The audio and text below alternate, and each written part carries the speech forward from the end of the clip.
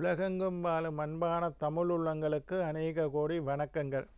நல்ல நேரம் நிகழ்ச்சியூடாக நல்லதே நினைப்போம், நல்லதே நடக்கும், நலமாயிருப்போம். இன்றைய தினம் 5ஆம் தேதி 8ஆம் மாதம் 2025 குஜவாசனம் என்று சொல்லக்கூடிய செவ்வாய்க்கிழமை. விசுவாவசு வருடம் ஆடி மாதம் 20ஆம் நாள், ஏகாதசி திதி, கேட்டை நட்சத்திரம், சித்தாமிர்த யோகம், கரிநாள், 3வது ஆடி செவ்வாய், ஏகாதசி விரதம். விஷ்ணுவை நினைத்து ஏகாதசி விரதம் இருக்க வேண்டிய நாள். இன்றைய தினம் ராகுகாலம் 3 மணி முதல் 4:30 மணி வரை. இன்றைய தினம் யமகண்டம் 9 மணி முதல் 10:30 மணி வரை. இன்றைய தினம் நல்ல நேரம் 10:30 மணி முதல் 12 மணி வரை. இன்றைய தினம் கார்த்திகை ரோஹிணி நட்சத்திரக்காரர்களுக்கு சந்திராஷ்டம தினம். என்ன நேர்களே, வாருங்கள் இனி இன்றைய தினத்திற்குண்டான ராசி பலன்களை பார்க்கலாம்.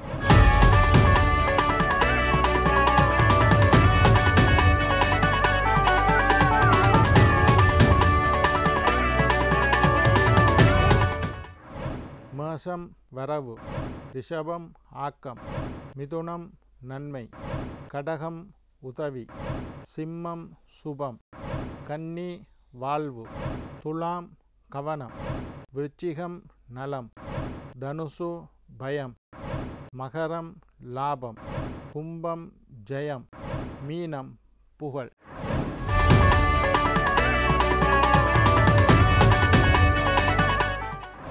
ஆன்மீக தகவல் பகுதியில் தொடர்ந்து உங்களை சந்தித்து வருவதில் மட்டற்ற மகிழ்ச்சி அடைகின்றேன். ஒவ்வொரு நாளும் ஒவ்வொரு புதிய அற்புதமான ஆன்மீக தகவல்களை உங்களோட பகிர்ந்து கொண்டு இருக்கிறோம். அந்த வகையில் இன்றைய தினமும் சில நல்ல விஷயங்களை உங்களோட பகிர்ந்து கொள்ளலாம் என்று காத்திருக்கிறேன். எங்களுடைய நிகழ்ச்சிக்கு நீங்கள் தரக்கூடிய ஆதரவு என்னை மகிழ்ச்சி அடைய செய்கின்றது. எங்களுடைய நிகழ்ச்சி சம்பந்தமான உங்களுடைய விமர்சனங்களை, அதாவது ஆன்மீக தகவல் சம்பந்தமாக ஏதாவது கேள்விகள் உங்களுக்கு இருந்தால் அல்லது உங்களுடைய கருத்துக்களை எங்களுக்கு ஆன்மீக தகவல் அல்லது நல்ல நேரம் சக்தி டிவி நல்ல நேரம் என்று சொல்லி நிகழ்ச்சி தயாரிப்பாளர் என்று கீழ்கண்ட முகவரிக்கு உங்களுடைய சந்தேகங்களை எனக்கு எழுதி அனுப்பினால் தொடர்ந்து வரக்கூடிய நிகழ்ச்சியில் உங்களுடைய கேள்விக்குண்டான தகுந்த பதில்களை என்னால் வழங்க முடியும்.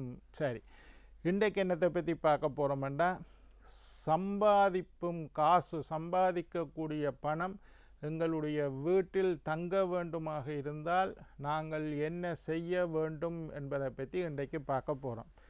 முதலாவது கொள்கை, அதிகமான பணக்காரர்கள் எல்லாரும் சொல்லக்கூடிய விஷயம், சம்பாதிப்பதை விட சேமிப்பது முக்கியம். நிறைய காசு வரணும், பெரிய பணக்காரன் ஆகணும்னா என்ன செய்யணும்னா, நிறைய சம்பாதிக்கிறத விட சேமிப்பை அதிகப்படுத்துவது முக்கியம். இது உலகத்தில் சிறந்த பணக்காரர்கள் எல்லாம் நீங்கள் எப்படி பணக்காரன் ஆகி நீங்களென்று கேட்கக்குள்ள சொல்லக்கூடிய மிகச்சிறந்த பதில், நிறைய சம்பாதிக்கிறோம், நிறைய செலவழிக்கிறோம், உங்களால் பணக்காரர் ஆக முடியாது.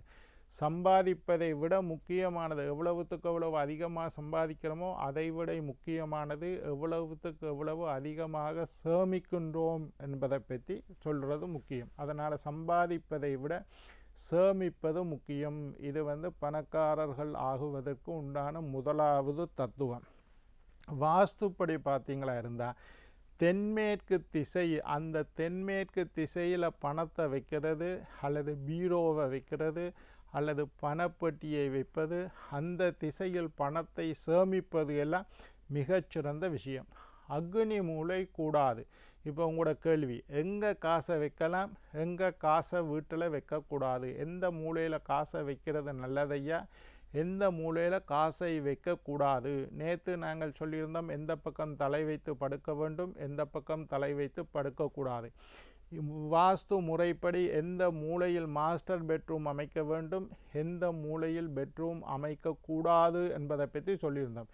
இன்றைக்கு ஒரு வாஸ்து தகவல், பணத்தை வீட்டில் பணத்தை வைப்பதாக இருந்தால் எல்லாட்ட வீட்லேயும் ஒரு இடம், நான் எப்பவும் சொல்லியிருக்கேன், பணத்துக்குண்டு ஒரு இடம், நாங்கள் குளிக்கிறதுக்குண்டு ஒரு இடம் இருக்குது, சாப்பிட்றதுக்குண்டு ஒரு இடம் இருக்குது, தூங்குறதுக்குண்டு ஒரு இடம் இருக்குது. இந்த மாதிரி காசு வைக்கிறதுக்கும் ஒரு இடத்தை தேர்ந்தெடுத்து நீங்கள் வைக்க வேண்டும். ஒரே இடத்துல காசை வைத்து வந்தால்தான் பணம் உங்களுடைய வீட்டில் சேரும். சரி, இன்றைக்கு வாஸ்து முறைப்படி எந்த மூலையில் பணம் வைக்கக்கூடாது என்றால் அக்னி மூலை, உங்களுடைய வீட்டில் இருக்கக்கூடிய தென்கிழக்கு மூலை அக்னி மூலைன்னு சொல்லுவோம்.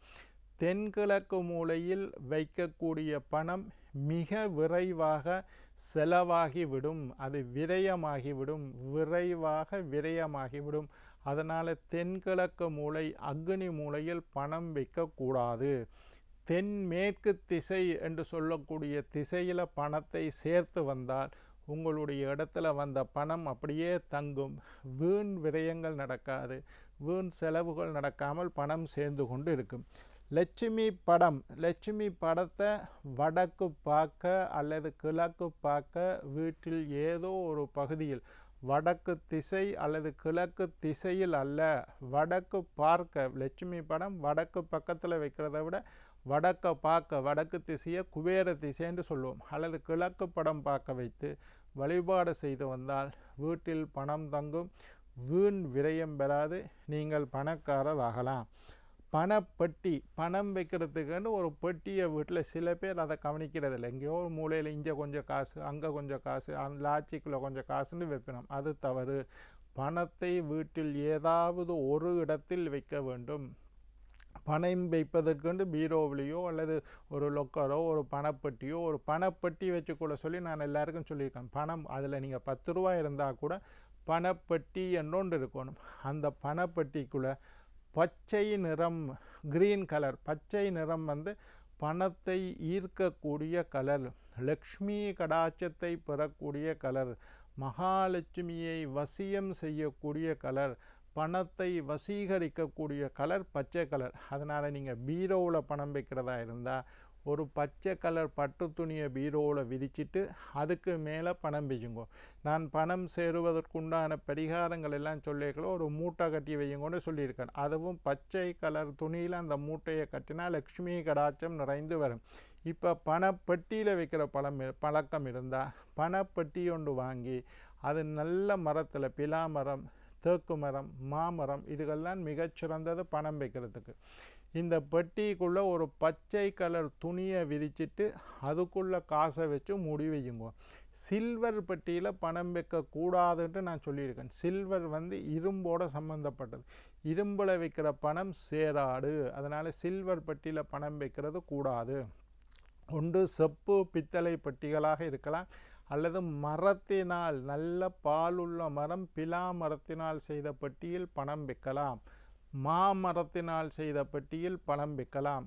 கருங்காலி மரத்தில் செய்த பெட்டியில் பணம் வைக்கக்கூடாது. தேக்கு மரத்தில் செய்த பெட்டியில் பணம் வைக்கலாம். இந்த பெட்டி ஒன்று மரத்தில் செஞ்சு அதுக்குள்ளே பணம் வைத்தால் பணம் சேரும், அந்த பணம் செலவழியாது, அந்த பணத்தினால் உங்களுக்கு நன்மைகள் ஏற்படும், பணம் தங்கி கொண்டே இருக்கும். அதில் ஒரு பச்சை துணியை வச்சு பணம் வைங்க. வீட்டில் ஓடாத கடிகாரம் வைத்திருக்கக்கூடாது. இது நான் முதலும் நிகழ்ச்சிகள் அநேக முறை சொல்லியிருக்கேன். எப்பவும் வீட்டில் ஒரு கடிகாரம் ஓடாமல் இருந்தால் அது தரித்திரத்தை கொடுக்கும், அந்த வீட்டில் பணம் தங்காது. கடிகாரங்கள் ஓட இல்லைன்னா உடனே அதுக்கு பெட்டியை மாற்றி ஓட வையுங்கோ, அல்லது அந்த கடிகாரங்களை வீட்டில் இருந்து அப்புறப்படுத்துங்கோ, கடலில் கொண்டே போடுங்கோ, குப்பை தொட்டியில் போடுங்கோ.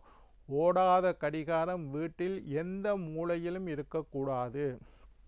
ஒரு பழைய கை கடிகாரம் ஒன்று வச்சுருக்கேன் ஐயா, அதை ஓட வையுங்கோ, அதுக்கு பெட்டியை போட்டு வைனை கொடுத்து ஓட வையுங்கோ. அது ஓட இல்லைன்னா வீட்டிலிருந்து அப்புறப்படுத்துங்கள்.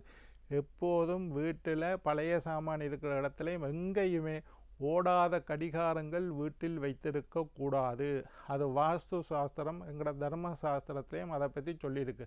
வாஸ்து முறைப்படி ஓடாத கடிகாரங்கள் இருந்தால் அந்த இடத்தில் தரித்திரம் மேலோங்கி காணப்படும், அந்த இடத்துல வாஸ்து தோஷம் உண்டு, தெய்வ குற்றமாகும், பணம் சேமிக்க முடியாது, அந்த வீட்டில் பணம் தங்காது. ஓடாத கடிகம், நேர காலம் என்பது முக்கியம். ஜாதகமே கால கணிதம்னு சொல்கிறோம், காலத்தை வைத்து கணிக்க, அதனால் நேர காலம் முக்கியம். ஓடாத கடிகாரங்கள் வாஸ்து குற்றம், வீட்டில் இருக்கக்கூடாது. ஓடாத கடிகாரங்கள் தீமையை தரும். அதே மாதிரி கடிகாரத்தை எந்த திசை மாற்றுறது நல்லதுண்டா, அதுவும் வடக்கு பார்க்க, அல்லது கிழக்கு பார்க்கும்படி கடிகாரத்தை வீட்டில் அமைப்பது நல்லது, சுபம். வடக்கு பார்த்து கொண்டு, குபேர திசை என்று சொல்லக்கூடிய வடக்கை பார்த்து கொண்டு கடிகாரம் இருக்கணும். அல்லது சூரியன் உதிக்கக்கூடிய திசை கிழக்கு பக்கம் நோக்கி கடிகாரம் இருக்கணும். கிழக்கில் இல்லை, கிழக்கு பக்கம் நோக்கி கடிகாரம் இருக்கணும். அல்லது வடக்கு திசை நோக்கி கடிகாரம் இருக்கணும். ஓடாத கடிகாரங்கள் வீட்டில் இருக்கக்கூடாது. கடிகாரங்களோட ஷேப் என்ன, வட்டமாக, சதுரமாக, முக்கோணமாக, நிறைய அலங்காரத்தில் கடிகாரங்கள் வந்துட்டு. எப்போவுமே வாஸ்து சாஸ்திரம் என்ன சொல்லுதுண்டா, வட்ட வடிவான கடிகாரமே சிறந்தது. கடிகாரம் ஸ்கொயர், சதுரமாக இருக்கக்கூடிய கடிகாரம் தீமையை தரும், அது பெரிய நன்மையை தராது. வாஸ்து சாஸ்திரப்படி கடிகாரம் வட்ட வடிவத்தில் இருப்பது தான் மிகச்சிறந்தது. அதனால் வட்டமாக இருக்கிற கடிகாரத்தை மாற்றி வையுங்கோ. சதுரத்தில், முக்கோணத்தில் கடிகாரம் இருக்கவே கூடாது. அழகுக்காக வேறு வேறு டிசைன்களை கடிகாரத்தை மாற்றியாருங்கோ.